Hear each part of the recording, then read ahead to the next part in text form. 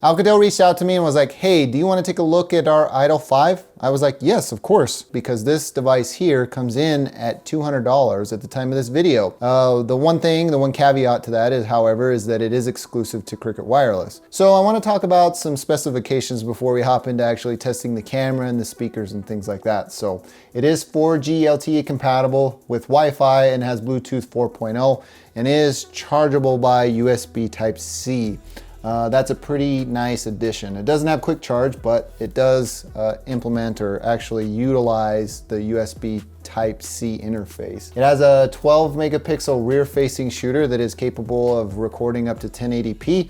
Additionally, it has a 8 megapixel front facing camera with wide angle lens that you can kind of capture your surroundings within that. It has a 2850 milliamp hour battery that will get you through the day no problem. I haven't had any issues with the battery at all. This has been my secondary device and I've been using it for about 2 weeks now. And I am not disappointed by any means. It's actually a pretty great device considering how much it costs. It is a 5.2 inch full HD display, 1920 by 1080 with Corning Gorilla Glass 3.0 and has 32 gigabytes of internal storage that can be expanded up to 256 gigabytes via a micro SD card. This device does have 2 gigabytes of RAM and is powered by Android 7.0 Nougat. One thing that's always impressed me about Alcatel devices is their speaker systems that they build into their smartphones.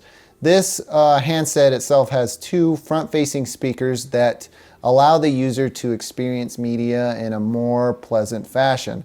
I will say that it does a good job without distorting a whole lot of content if you turn up the volume all the way, but it still struggles a little bit with extreme high ends in media or music that you are listening to. This does a good job or a decent job at producing the low end. With that said, let's hop into a sample so you can take a listen at how these speakers perform. One thing I want to preface this with is that the sample here is at 100% volume.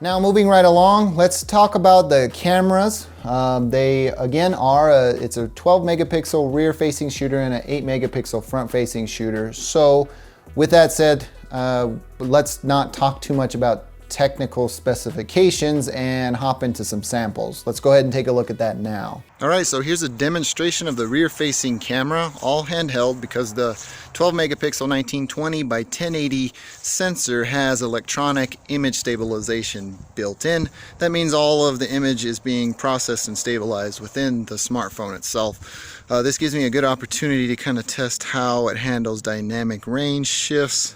Does a pretty good job, but nothing that'll blow your socks off. It does a decent job, good enough for, I would say, for your day-to-day snaps and Instagrams and all that type of stuff, but nothing that I would recommend. What do you think? This is also an opportunity for you to hear how the microphones are processing the audio from this orientation of the smartphone.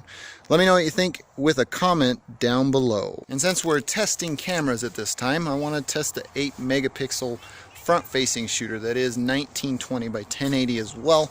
It doesn't have any image stabilization, but this is a good opportunity for me to give you an example of how the front facing shooter handles dynamic range shifts as well as just hand holding this whole thing. It's also a good way for me to give you an example of how the audio is processed on this thing. It doesn't look like it's doing too good of a job with the dynamic range shift from going to bright environments to dark, because you can see that I'm underexposed. But if I tap the screen here it just takes a picture. So there's no way to take control of exposure when you're using the front-facing camera. Not bad, but not good either. So like I said, I've been using the IDOL 5 for about 2 weeks now as my, my secondary device, and it's performed really well. It has great front-facing speakers that allow me to be immersed in the content or the media that I'm consuming. Has decent cameras that got me through my day, no problem if I needed to snap a quick shot here or there, but they're not the greatest, and has really good battery life. I want to kind of asterisk that statement with the battery life, saying that this was my backup device and by no means did I use it full time. So take what I say about the battery life being great with a grain of salt. Outside of that, this is a great $200 smartphone. If you're on Cricket Wireless, I would recommend it. It's kind of burners are becoming pretty awesome lately. I mean, this handset with, Alcatel being famous with however you hold it in whatever orientation, however you pick it up and put it to your face, it's going to orient itself the way it needs to be. Outside of that about does it for me in this video. Before I close, I must disclose Alcatel was kind enough to send this phone out to me for review and testing to bring to you guys as my audience, and that about does it for me in this one. If you like this video, please feel free to give me a thumbs up. If not, you know what to do. Thank you for taking the time to watch. I am Tomas, and I will catch you in the next one.